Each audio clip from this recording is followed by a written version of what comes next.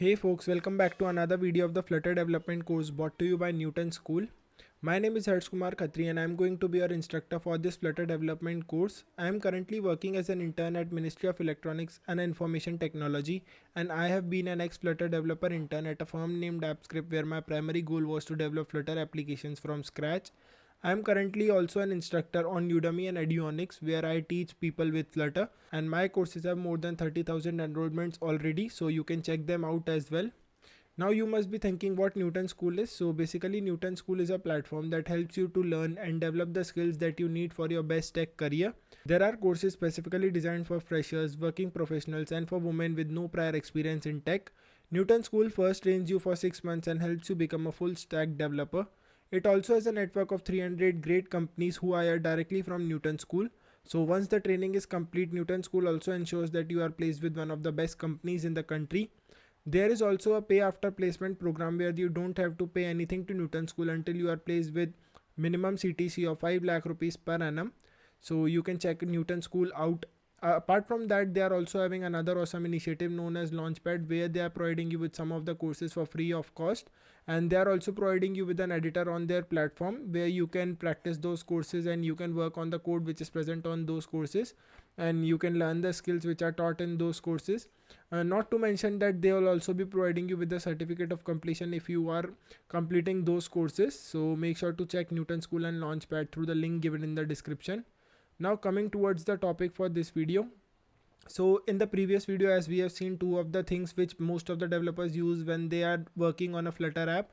In this video, I'm going to cover about Snackbar and orientation, which are two other important things which you can use when you are working with the Flutter app or you are developing a Flutter app to increase the features which are present inside the app. So the first one which we are going to see in this video is the Snackbar, which is basically a thing which people use to let or to give user with more information about any of the action which he is taking inside the app. So for example, if I am clicking on a button and I want some action to be performed, like the user should be followed on me clicking that button. So when I'll be clicking on that button, follow button, the follow would be turning to following, and I'll be displayed with a message on the bottom of the screen which says user followed. So basically the message which will be displayed to me would be a snack bar message, and it will be displayed to me with the help of a snack bar only. So we are going to see the implementation of that. Apart from that, the second thing which I am going to cover in this video is of an orientation. So we'll be seeing how the orientation works inside our app, and how we can change the layout of various different widgets which are available inside our app with the help of the orientation thing which is available, and how we can use various different orientations which are available inside our app and how we can implement them totally from scratch. So these will be the two things which I'm going to cover. So let me switch my screen and let's start working on each of them. So here you can see that I have switched my screen and have opened the app which we were working on in the previous video. So in the previous video, we were working on developing this particular app, or we were developing the two features in this particular app, which are the drawer feature and the top 3 dot feature, which we have worked on in the previous video. So now we'll be adding various different two features inside this app as well. So firstly, we'll be implementing the snack bar thing. So what snack bar basically is, so whenever you must have seen when you click on some particular thing inside Instagram or inside WhatsApp, it shows you with some of the message in a gray background and with the white text on the bottom of the screen, which is like intended towards the user so that he could know about that particular thing being finished in the proper way, or the action which the user has taken has been completed, the message has been forwarded and things like that. So snack bar basically is for that purpose, for telling the user with or providing the user with the more information which he requires inside the app. So we basically use snack bar for that particular thing, and in this video I'm going to show you the correct implementation and the complete implementation for the snack bar. And in the later part we are going to see how we can change the orientation of the UI, orientation of our app, and the orientation of the widgets which are present inside our app on the basis of what the device orientation currently is. So we'll be covering about these two things in the video. So let me start with the first one which I just mentioned. So the first thing which I'm going to do in this app is removing the code which I won't be needing for this particular app. So I don't need this app bar and this drawer as well. So removing both of these things. I also don't need this handle click function, so deleting this too. And now starting with the scaffold which is present over here. So inside that I'll be adding a body which will be having a center widget inside it, and this center widget will be having an elevated button as a child to it. So elevated button over here. Now inside this elevated button we can pass an on pressed property, which is basically for triggering whatever we want on the click of this elevated button. So here this elevated button is providing me with an error because I haven't added the child for now. So let me add the child as well, and then we can work or proceed with the on press thing. So for the child I'll be adding a text over here which will be saying show snack bar, and we can add some different styles to this text as well, but I'm not doing that particular thing for now because that is not the purpose for this video. And inside this what we can say on press, I can pass a variable, or I can create a variable with the name of snack bar having a return type as final. So adding a snack bar over here which will be having the value assigned as snack bar. So we'll be creating a instance for the snack bar over here, and this snack bar takes various different things starting from a content. So this will be the thing which will be displayed to the user. So here I am passing a text which will be saying hello there, how are you? So this will be displayed to the user whenever this snack bar is triggered. Apart from this content, we can also pass the action to it. So action is basically the button or any particular thing which we want the user to do whenever he's seeing this particular what we can say the snack bar. So we can add some action to it as well. We can add some particular button, or if the snack bar is intended only to provide the information, then we can avoid this action as well. So for the action I am using a snack bar action over here, and this snack bar action takes a label to make the user identify what this particular snack bar action is for. So I'll be adding an undo text over here, and after this I can add an on press to it, but for now I'll be adding an on press but won't be adding particular thing inside the on press, like it won't be doing anything for now. Or else we can just add a print statement which can say that undo has been triggered.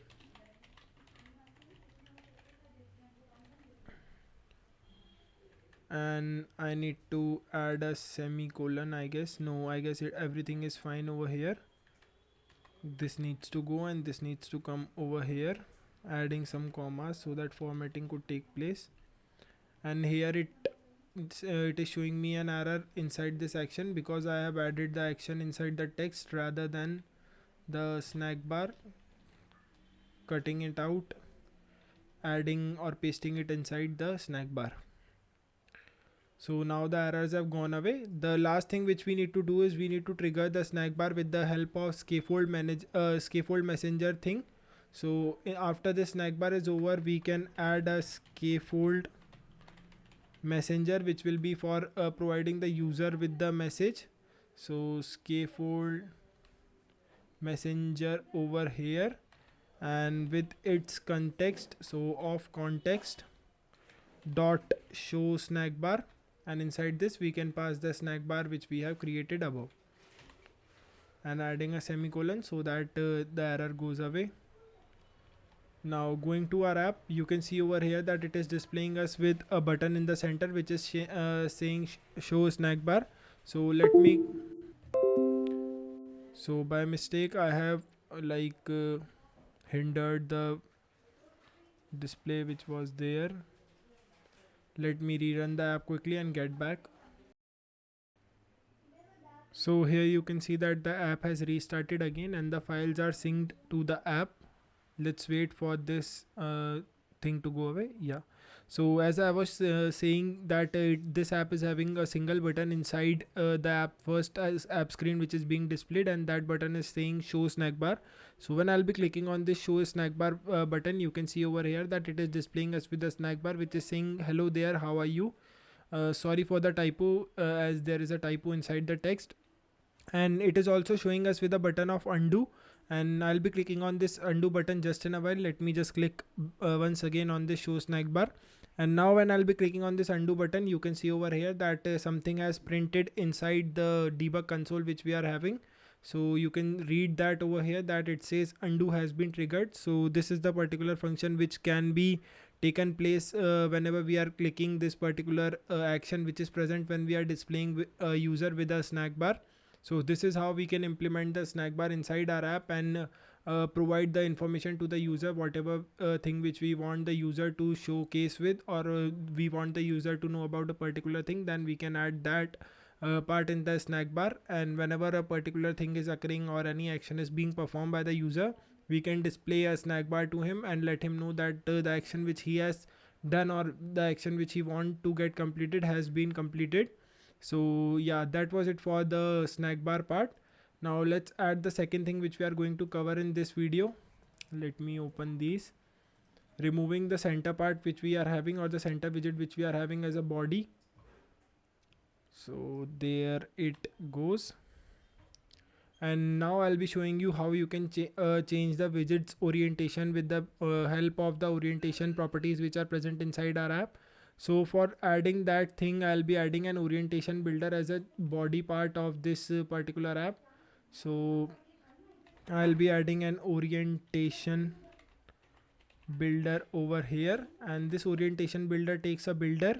Inside this we can pass a context and an orientation, and we can then return a particular widget according to our needs. So I'll be returning a grid view dot count, which will be for displaying a grid view.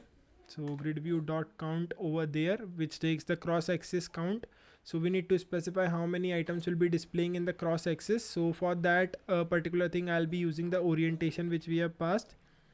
So there it goes, orientation, and we'll be checking if this orientation is equal to orientation dot,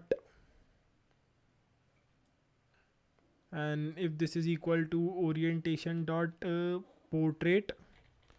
So portrait, portrait, there it is showing me the suggestion as well. And we'll be checking if this orientation is equal to orientation dot portrait.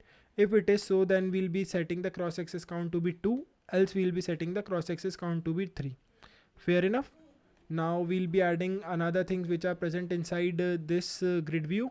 So the thing which will be present inside this grid view will be a children.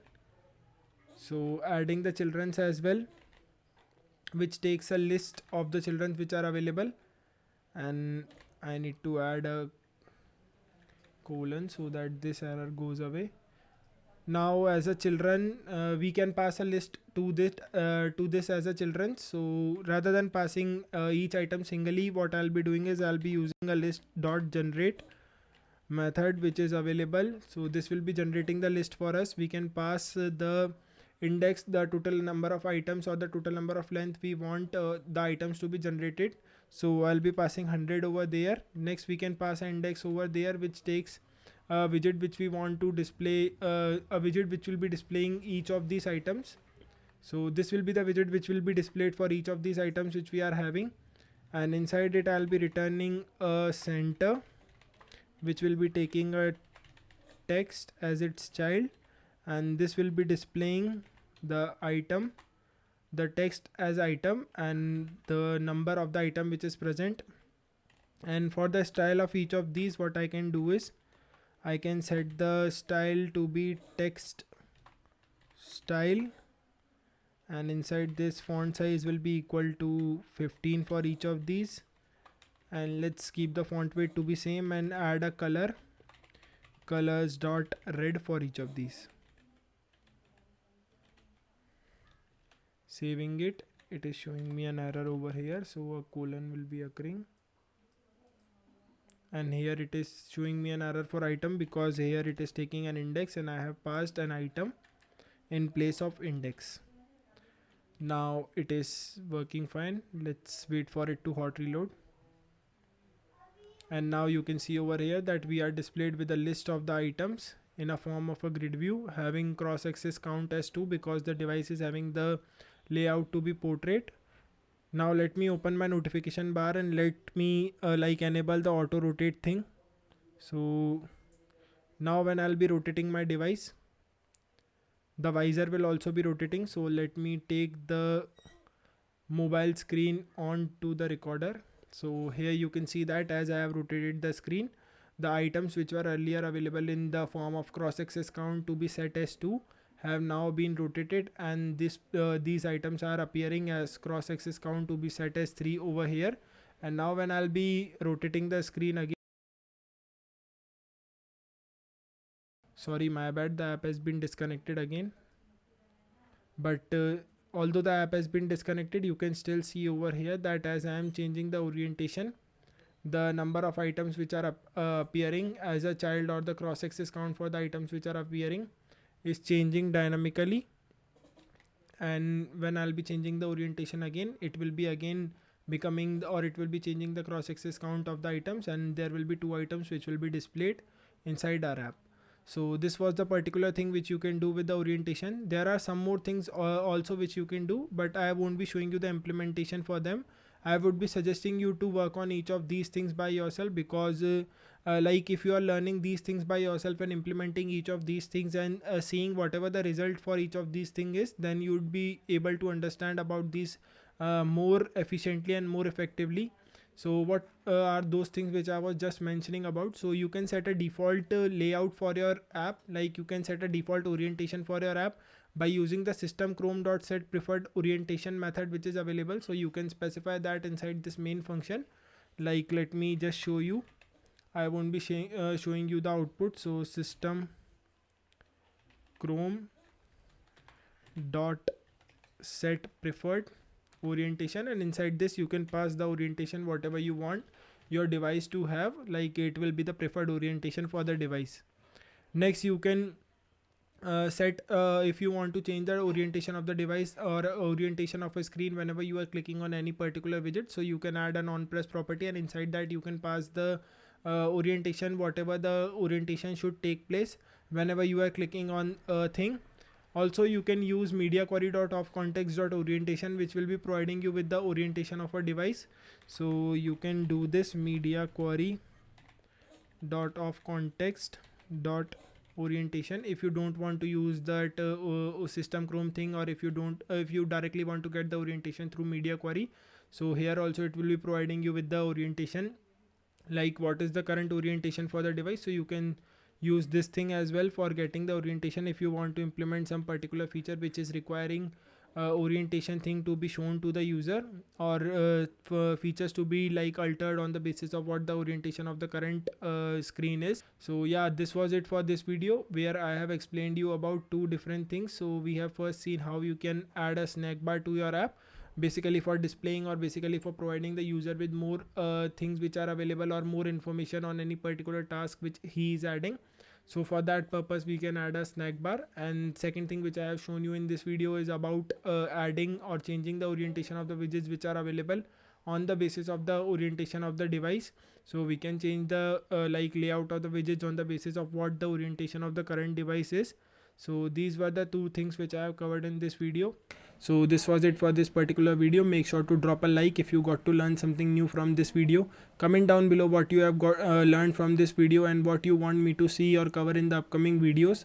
I'll be more than happy to inculcate your suggestions as well. Subscribe to the channel to get all the latest updates related to the Flutter development course which is being posted on this channel, and share this video and the playlist with the people in your community or with the people who want to learn Flutter. So I am covering Flutter totally from scratch and will be sharing my experience and insights as well being a Flutter developer. So make sure to share with the people as well and let them know about the same. And this was it for this particular video. Make sure to check out Newton School and Launchpad through the link given in the description, and stay tuned for all the upcoming videos. Thank you for watching.